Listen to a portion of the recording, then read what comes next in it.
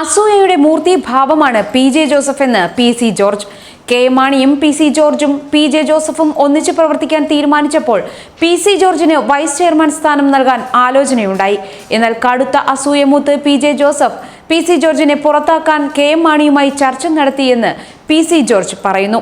മാണിയുടെ പേഴ്സണൽ സ്റ്റാഫിലെ അടുത്തയാളുകൾ പോലും ഇതിനെ എതിർത്തിട്ടും പി സി ജോർജിനെ ഒഴിവാക്കാനാണ് പി ജെ ജോസഫ് ശ്രമിച്ചതെന്നും പി സി ജോർജ് മറുനാടനോട് വ്യക്തമാക്കി.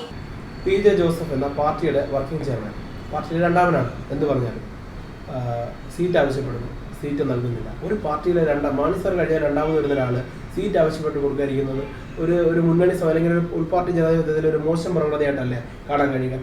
പി ജെ ജോസഫിന് സീറ്റ് കൊടുക്കാതിരുന്നതിനെ കുറിച്ച് എന്താണ് പി സി? അല്ല, അങ്ങനെ പറയേണ്ടത്. അതിനകത്ത് ഒരു കാര്യമുണ്ട്. മാണി, പി സി ജോർജും പി ജെ ജോസഫും ഒന്നിച്ചു ചരിത്രം നോക്കണം.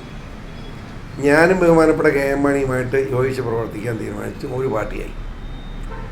അന്ന് ചർച്ച ചെയ്യുമ്പോൾ എനിക്ക് വൈസ് ചെയർമാൻ തന്നു.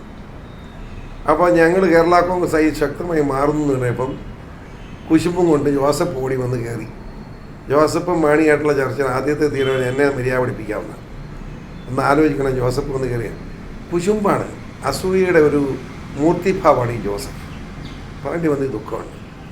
അതേ അവിടെ വന്ന് കയറിയിട്ട് ആദ്യമേ ചെയ്തതെന്താ, ആ ഉദാഹരണം പറയുമ്പോൾ നിങ്ങൾക്ക് മനസ്സിലാവും. ഒരു മാസം കഴിഞ്ഞിട്ട് അതിനിപ്പുറം മാണിയും ജോസഫുമായിട്ട് മാണിയുടെ വീട്ടിൽ ചർച്ച. പുറകിൽ ജോസ് കെ മാണി ഭാര്യയെ നിപ്പുണ്ട്.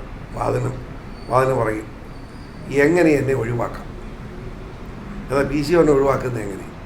അപ്പോൾ ജോസ് കെ മാണി പറയും എന്ത് വിലയോട് ഒഴിവാക്കുമെന്ന് പറയുന്നുണ്ട്. അപ്പോൾ കെ എം മാണി ഏറ്റവും വിശ്വാസമുള്ള സ്നേഹമുള്ള ഇവിടെ സ്റ്റാഫിൽപ്പെട്ടവർ പോലും മാണി സാറെ അത് ചെയ്യരുത്, ഇപ്പോൾ പി സി ജോർജ് മാണി സാറിന് വേണ്ടി ചാകാൻ നടക്കുകയാണ്, അബദ്ധമാണ് കാണിക്കുന്നത്. അതുകൊണ്ട് മാണി സാർ മടിച്ചു. ഒരു മണിക്കൂർ നിന്ന് പറഞ്ഞ് എന്നാൽ ഔസേപ്പച്ചൻ ഇഷ്ടം പോലെ ചെയ്തു തോന്നുന്നു.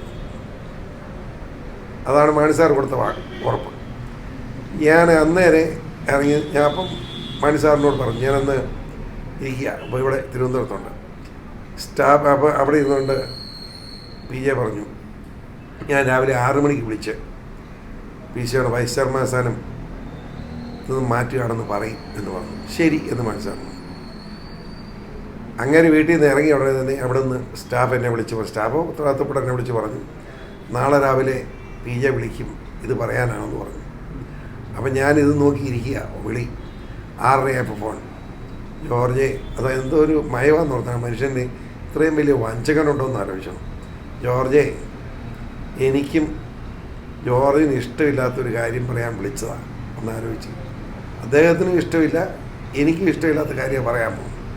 അപ്പോൾ ഞാൻ ക്ഷമിക്കണം, അങ്ങേക്ക് ഇഷ്ടമില്ലാത്ത കാര്യം എന്നോട് പറയണം, എനിക്കിഷ്ടമില്ലാത്ത കാര്യം പറഞ്ഞു, അങ്ങേക്ക് ഇഷ്ടമില്ലെങ്കിൽ പറഞ്ഞേക്കരുതെന്നു. പുള്ളി ചമ്മി. അത് പുള്ളി കൊടുക്കാനില്ലല്ലോ.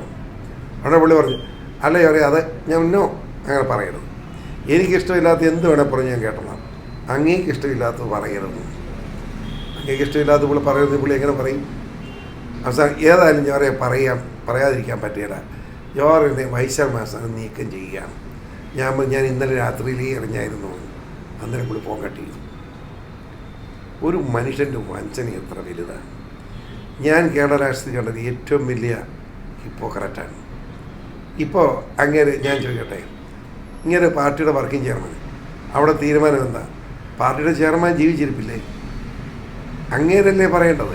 അങ്ങേരോട് കൊടുത്ത് ആലോചിച്ച് ചർച്ച ചെയ്തിട്ട് പാർട്ടിക്കകത്ത് സീറ്റ് ചർച്ച ചെയ്യണം. അതിന് പകരം കേരളത്തിൽ പത്രമാണോ സ്ഥാനാർത്ഥിയും ചെയ്യുന്നത്? ജോസഫ് പത്രക്കാരോട് പ്രസംഗിക്കണം, ഞാൻ വർക്കിംഗ് ചെയർമാനോട് സീറ്റ് എനിക്കാണ്. ഇത് പറയാൻ അദ്ദേഹത്തിൻ്റെ അവകാശം. അദ്ദേഹം പാർട്ടി കമ്മിറ്റി അങ്ങനെ ഒരു ഗതികേട് ആലോചിക്കണം. മാണി സാറെ, പിതൃതുല്യനായി അങ്ങ് എനിക്ക് സീറ്റ് തരണമെന്ന് മാണി സാറിനോട്. മാണി സാറിൻ്റെ നില തന്നെ ഈ പറയുന്ന കേൾക്കാനോ കാണാനോ പറ്റുന്ന പൊസിഷനല്ല അദ്ദേഹം ഇപ്പോൾ. ഞാൻ അദ്ദേഹത്തെ മോശമാക്കല്ല.